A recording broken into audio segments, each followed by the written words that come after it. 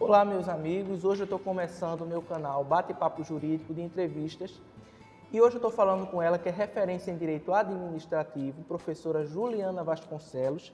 Ela que é especialista em Direito Administrativo, especialista em Direito Civil, mestre em Direitos Fundamentais, secretária-geral da Comissão de Direito Administrativo da OAB Pernambuco, professora de Direito da Faculdade de Direito do Recife e da Uninabuco Paulista. Professora, muito obrigado.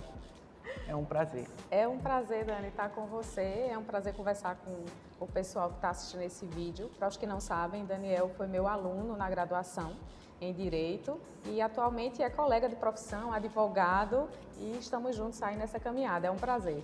Professora, para a gente iniciar, qual o caminho que a senhora percorreu para chegar nesse currículo que a senhora tem hoje de referência em Direito Administrativo?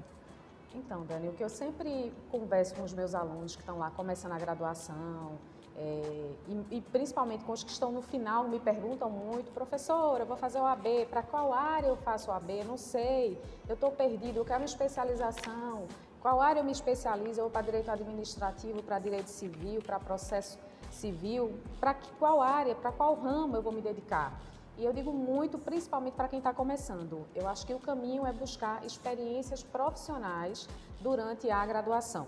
Então, vai buscar estagiar em escritórios grandes, vai buscar estagiar em escritórios pequenos, em ONGs, na administração pública, empresas privadas, para que você se conheça, para que o estudante ele saiba o que ele é bom de fazer, o que ele gosta, né? E o que ele precisa, quais competências ele precisa melhorar. Porque às vezes o estudante de Direito ele é muito bom tecnicamente em Direito, mas, por exemplo, ele tem uma dificuldade muito grande em relacionamento interpessoal, ou ele precisa melhorar a forma de escrever.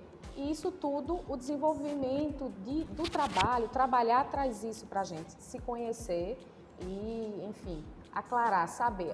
Eu, na minha época de estudante, eu estagiei em escritórios que trabalhavam com direito do trabalho, direito civil, com direito tributário. Só não trabalhei com direito penal. Trabalhei em ONG, trabalhei na administração pública. Então, quando chegou o meu momento de escolher, eu sabia exatamente o que eu não queria, porque eu não gostava da prática, né? Eu realmente sabia a realidade. Por exemplo, direito penal não é uma área que me chame a atenção, que eu tenha afinidade, porque eu não gosto da prática, eu não gosto dos casos que tenho que lidar, a forma. Direito de família também é uma área que a prática também eu não acho tão charmosa, tão formosa, eu já não gosto tanto. O que é diferente em direito administrativo, em direito civil, mas isso eu sei porque eu tive experiências profissionais bem variadas. Isso. Professora, qual a sua visão diante dessa? A gente está vendo várias reformas aí. Houve a reforma trabalhista, a gente está vendo agora essa reforma da Previdência. A sua visão como advogado, o que é que a senhora acha sobre essa reforma administrativa? A reforma administrativa ela é bastante esperada, né? E tem sido muito discutida, tanto pelo número de tributos que o brasileiro paga e por essa dificuldade em ver o retorno desses tributos. Então, pensa-se e espera-se que essa reforma administrativa ela traga um serviço público de melhor qualidade, um serviço público mais eficiente, mais ágil, e é o que está todo mundo esperando. Mas, de fato, só quando essa legislação ela for aprovada e comece a entrar em vigor e, de fato, começar a ser exercida, é que nós vamos ter uma noção real da dimensão do que vem desse Então, a novo. senhora acha que vai ter mais pontos positivos do que negativos? Eu acho que é necessário que toda legislação ela seja atualizada, porque o direito ele é vivo. E a legislação, as leis, têm que acompanhar o que a sociedade está ansiando, está precisando, né? E o direito administrativo ele não está fora desse mundo real, ele não pode ficar fora desse mundo real, né? Hoje nós temos o quê? Uma máquina administrativa que é inchada, né? Nós temos contribuintes que pagam muitos tributos. Eu não sou da ala que diz que o serviço público é de má qualidade, de forma alguma. Nossas universidades federais são boas. Os hospitais públicos, eles têm problemas de gestão, sim, mas ao menos a nossa população tem acesso à saúde, né, e a procedimentos que fora do país custariam muito caro. ou os estados não conseguem bancar. Então, a gente não pode simplesmente dizer que o servidor público, aquela ideia de que o servidor público não trabalha, não é isso. Nós temos servidores públicos extremamente competentes, o nosso judiciário é um exemplo, né? Mas realmente precisa de alterações. E a questão, falando mais um pouco sobre essa reforma administrativa, a gente fala muito da estabilidade do servidor público, né? Muita gente que presta concurso público hoje em dia busca essa estabilidade. A senhora acha que com essa reforma, essa estabilidade vai ser um pouco mitigada, doutora? A ideia é tirar a estabilidade para que o servidor ele tenha aquela mesma postura do funcionário, do empregado da empresa privada, né? Que ele tenha aquele receio de sofrer uma demissão, a sua exoneração. De fato, é uma realidade. Quantas vezes você não foi mal atendido no serviço público? Com certeza. Né? Qualquer brasileiro sabe disso. Não é uma totalidade dos servidores, muito ao contrário, temos servidores, os nossos servidores eles são qualificados, comprometidos, muitos, mas ainda existe uma parcela que se interessa pelo concurso público apenas pela estabilidade, pelo salário, e não tem nenhuma espécie de motivação com aquele trabalho. Né? Na minha época de graduação não existia essa corrida tão grande, esse interesse tão grande pelo serviço público. E os meus colegas, eles, quando falavam em concurso público, eu quero tal carreira, eu quero tal cargo, era pela personalidade, pelo amor, pela paixão, pela inspiração, eles se inspiravam.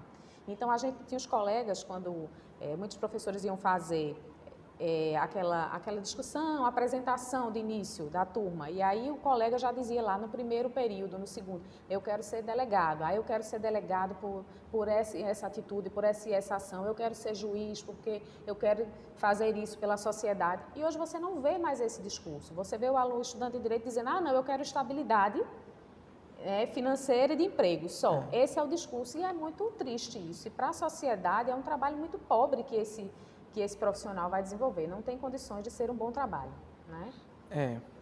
Agora vamos falar um pouquinho sobre essa lei de licitação, que houve algumas mudanças, alterações. Fala um pouquinho sobre essas alterações. A lei de licitação ela vai ser aí modificada.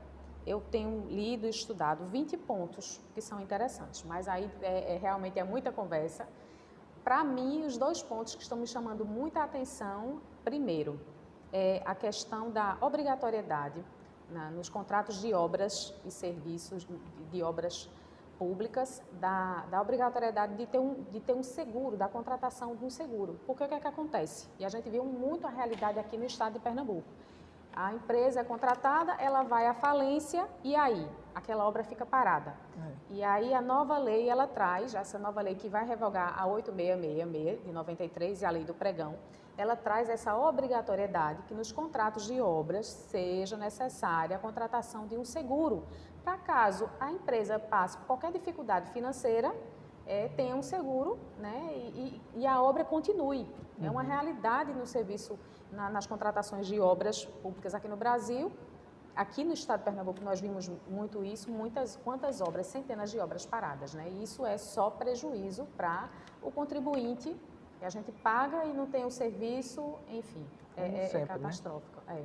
E a segunda modalidade? A segunda é uma nova modalidade, que é uma modalidade que está me trazendo, assim, preocupação, porque seria uma conversa entre a administração e os que serão contratados, tá? E aí se fala na lei que essa conversa será com base, essa pré-seleção desses candidatos, dessas empresas para essa conversa com a administração, será com base em critérios objetivos.